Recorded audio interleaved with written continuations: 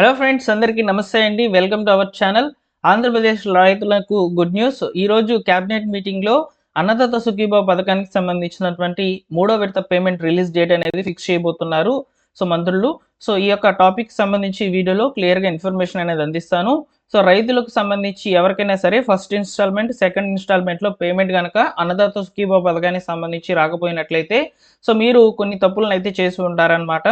ఈ యొక్క అన్నదాత సుఖీభావ పథకానికి సంబంధించి అవి ఏంటి అనేది చెప్తాను. అవి ఈ థర్డ్ పేమెంట్లు అయినా మీరు చేయకుండా కరెక్ట్ చేసుకుంటే మీకు అమౌంట్ అనేది మీ ఖాతాలకు జమ అవుతుంది. అయితే ఈసారి రైతుల యొక్క ఖాతాలకు 6,000 రూపాయలు అయితే జమ కావడం జరుగుతుందన్నమాట. యాక్చువల్గా ఫస్ట్ పేమెంట్, సెకండ్ పేమెంట్ 7,000 రూపాయల లెక్కన 7,000 రూపాయల లెక్కన అయితే జమ కావడం జరిగింది. అయితే ఈసారి మాత్రము 6,000 రూపాయలు మాత్రమే జమ అవుతాయి. ఎందుకు అనేది చెప్తాను. అలానే ఈ అన్నదాత సుఖీభావ పథకానికి సంబంధించినటువంటి మూడవ పేమెంట్ ఏదైతే ఉందో అది ఫిబ్రవరి నెలలో విడుదలవుతుందనే సమాచారం ఆల్రెడీ మనకు తెలుసు అనమాట. దానికి సంబంధించినటువంటి ఇన్ఫర్మేషన్ ఇప్పుడు మీకు చూపిస్తాను చూడండి.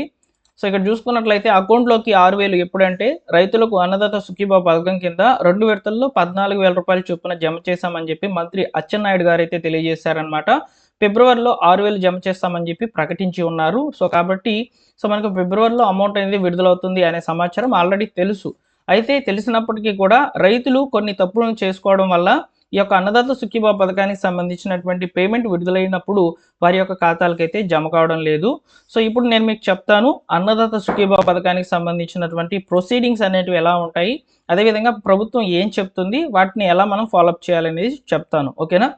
ఇప్పుడు టాపిక్లోకి వచ్చినట్లయితే అన్నదాత సుఖీభావ పథకానికి సంబంధించి మొట్టమొదటిగా మన యొక్క గ్రామ వార్డు సచివాలయంలో ఉన్నటువంటి అగ్రికల్చర్ అసిస్టెంట్ వారి యొక్క యాప్లో, ప్రత్యేకమైన యాప్లో అయితే పేర్లు అనేటివి వస్తాయి. అంటే ఎలిజిబుల్ లిస్ట్ అనేది ఆల్రెడీ రావడం జరుగుతుందన్నమాట.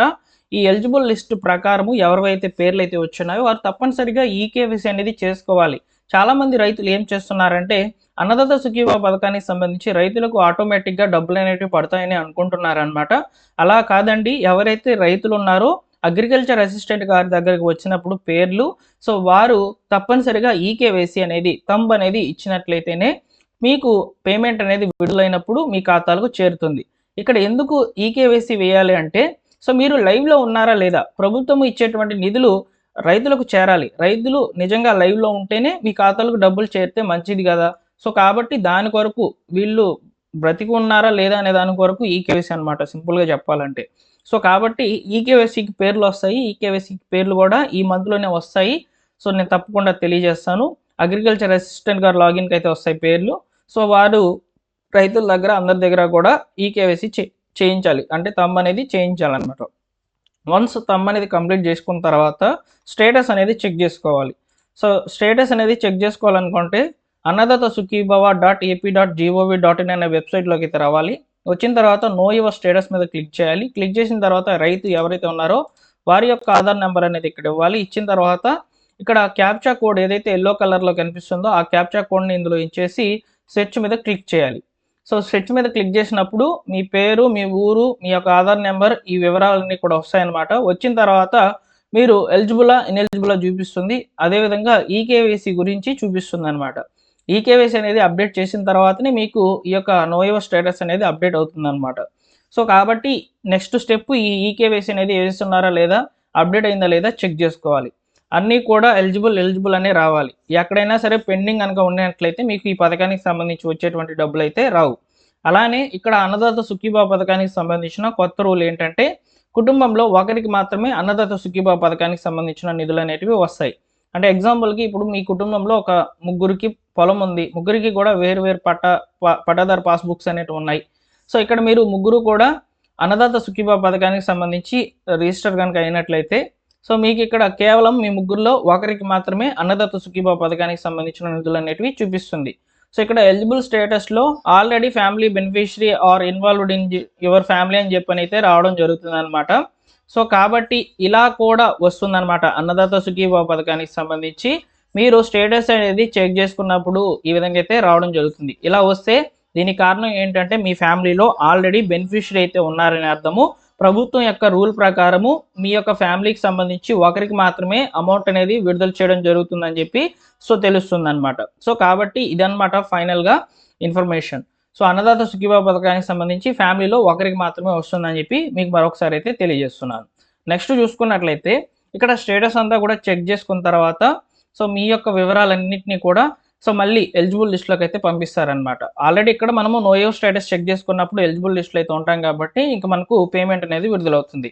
అయితే పేమెంట్ విడుదలయ్యే సమయానికి సంబంధించి ముఖ్యంగా మీరు ఇచ్చినటువంటి బ్యాంక్ అకౌంట్ ఏదైతే ఉంటుందో, అంటే ఆధార్కి లింక్ చేయబడినటువంటి అకౌంట్ ఏదైతే ఉంటుందో సో దానికి ఆధార్ సీడింగ్ అండ్ ఎన్పిసిఐ అనేది యాక్టివ్లో పెట్టుకొని ఉండాలి.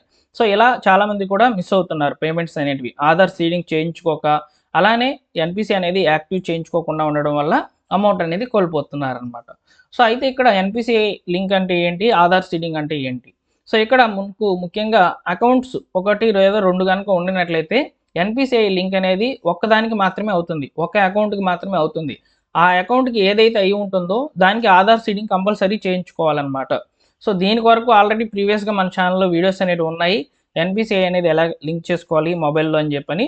సో దాన్ని ఒకసారి చూడండి, లేదా యూట్యూబ్లో మీరు సెర్చ్ చేసినా కానీ మంచి మంచి వీడియోలు అయితే ఉన్నాయన్నమాట, ఒకసారి విజిట్ చేయండి. ఓకేనా? సో ఇలా ఎన్పిసి అనేది యాక్టివ్లో లేకపోవడం వల్ల కూడా చాలామందికి పేమెంట్ అనేది రావడం లేదనమాట. సో నేను చెప్పింది మీకు పర్టికులర్గా పేమెంట్ రిలేటెడ్గా ఉన్నటువంటి ఇష్యూస్, అదేవిధంగా అకౌంట్కి రిలేటెడ్గా ఉన్నటువంటి ఇష్యూస్ గురించి అయితే చెప్పాను. సో ఇవన్నీ కూడా కరెక్ట్ చేసుకుంటేనే మీ ఖాతాలకు రావడం జరుగుతుంది. అది కూడా ఇక్కడ మనకు డైరెక్ట్ బెనిఫిషరీ ట్రాన్స్ఫర్ విధానంలో డబ్బులు పడుతున్నాయి కాబట్టి ఇవి కంపల్సరీగా టెక్నికల్గా మనం అన్ని కూడా కరెక్ట్గా పెట్టుకోవాలన్నమాట. ఓకేనా? సో ఇవి కరెక్ట్ చేసుకోండి. సో అలానే ఇక్కడ ముఖ్యంగా పేమెంట్ విషయానికి వస్తే పేమెంట్ అనేది 6,000 రూపాయలు మాత్రమే జమ కావడం జరుగుతుంది. సో అన్నదాత సుఖీభావ పథకం కింద రాష్ట్ర వాటా 4,000 రూపాయలు అయితే ఇస్తుంది. పిఎం కిసాన్కి సంబంధించి 2,000 రూపాయలు అయితే ఇస్తుంది అనమాట. సో ఇలా 6,000 రూపాయలు మాత్రమే రైతుల యొక్క ఖాతాలకైతే జమ కావడం జరుగుతుంది అనమాట. మీరు పిఎం కిసాన్కి ఎలిజిబుల్ అయ్యి ఉండి అన్నదాత సుఖీభావ పథకానికి సంబంధించి ఎలిజిబుల్ అయితే మీకు 4,000 రూపాయలు, పిఎం కిసాన్కి ఎలిజిబుల్ కాకుండా అన్నదాత సుఖీభావ పథకానికి సంబంధించి ఎలిజిబుల్ అయ్యి ఉంటే ఇక్కడ మీకు 2,000 రూపాయలు అయితే వస్తాయన్నమాట. ఇలా పేమెంట్స్ అనేటివి అప్డేట్ అవుతూ ఉంటాయన్నమాట. సో కొంతమంది రైతులకు 2 పేమెంట్స్ అనేటివి విడుదలవుతుంటాయి, కొంతమందికి ఒక్కొక్కటి మాత్రమే విడుదలవుతున్నాయి అన్నమాట. రీజన్స్ అయితే ఇవే. So maximum reasons Aadhaar seeding లేకపోవడం, ఈకేవైసీ అప్డేట్ చేయకపోవడం. సో ఇవన్నీ కూడా కరెక్ట్ చేసుకోండి. సో నేను మీకు తప్పకుండా ఫాలోఅప్ చేస్తూ ఉంటాను ఈ పథకానికి సంబంధించి వచ్చేటువంటి అప్డేట్స్ని. మిస్ అవ్వకూడదు అనుకుంటే మన ఛానల్ సబ్స్క్రైబ్ చేసుకొని బెల్ సింబల్ని ఆల్ నోటిఫికేషన్తో ఆన్లో పెట్టుకోండి. Thank you for watching.